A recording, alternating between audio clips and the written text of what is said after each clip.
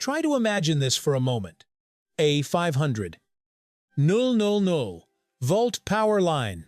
What does that number really mean? It means enough energy to light up an entire neighborhood. It means that if a person accidentally touches it, the story could end in a fraction of a second. And yet, right there on that wire, a few pigeons are asleep. No shaking. No burnt feathers. No superpowers. Are their feet made of rubber? No. Are their bodies electricity-proof like a Marvel character? Not at all. So, where's the secret? The answer isn't in the bird. It lies in something we usually find dry and boring in textbooks. Electric potential difference. Sounds dull. Right, don't rush past it. Because once you understand the game of voltage, you'll realize those birds are winning a spectacular round of physics. And here's the interesting part: that lesson applies to our everyday lives too. Forget the formulas for a moment. Think of electric current as a crowd of extremely lazy office workers. They only want one thing: to move from high to low as quickly as possible. High means high voltage. Low means the ground. Voltage difference is like the slope of a water slide. The steeper the slope, the faster everything rushes down. 500,000 volts. That's almost a vertical drop. Now look back at the bird. Both of its feet stand on the same wire. Both feet share the same voltage. Which means there's no slope between them. No reason for electrons, those lazy employees, to detour through its body to the electric current.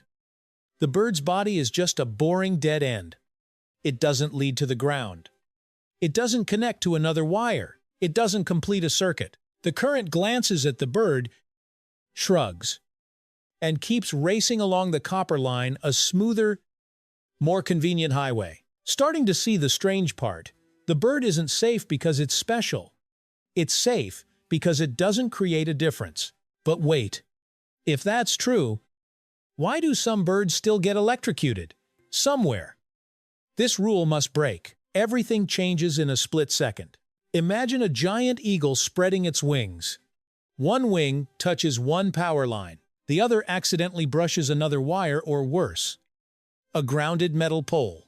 At that moment, its body becomes a bridge between two different voltage levels. Like placing a bridge between two cliffs, the crowd of electrons rushes across with excitement.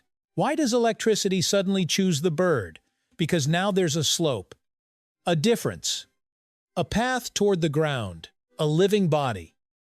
Even though it doesn't conduct as well as copper, still conducts far better than air. When there's a voltage difference, electric current will take any path that completes the circuit. That's why high voltage lines are spaced so far apart. Not for aesthetics, but to prevent any creature from accidentally becoming a living bridge. And here comes the fascinating twist. Humans learn to become birds to perform a job that sounds straight out of an action movie. Have you ever seen high-voltage technicians working directly on a live 500,000 volt line? It looks like science fiction. A helicopter hovers in mid-air. A technician wearing a shiny metal mesh suit steps out and touches the live wire. He doesn't explode. Not because he's invincible, but because the helicopter isn't grounded. The technician and the helicopter share the same electrical potential. No difference. No slope.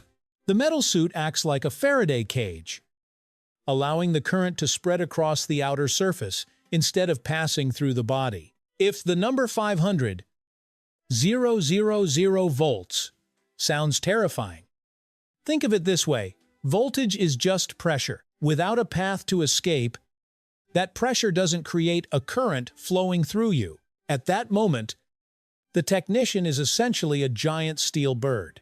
Nature figured this out millions of years ago. Birds accidentally taught us that you can touch high voltage as long as you don't touch something at a different potential at the same time. Sounds almost like a life philosophy, doesn't it? The funny thing is, birds don't understand physics. They don't know what voltage difference means. Yet they follow the rules perfectly. They don't try to fight electricity. They don't try to be stronger than it. They simply don't create a path for it to flow through. Sometimes survival isn't about being powerful. It's about not becoming a bridge for forces bigger than you. The next time you look up and see birds casually resting on high-voltage lines, Don't assume they have superpowers. Just remember they're playing by the rules of physics. And maybe, in the chaos of life, all you need to do is something just as simple. Don't touch two opposites at the same time. If this story about a few birds makes you see a power line differently, then next time you walk past a utility pole, look up for a second. You might just find a physics lesson and a small piece of life philosophy quietly perched on a 500,000 volt wire.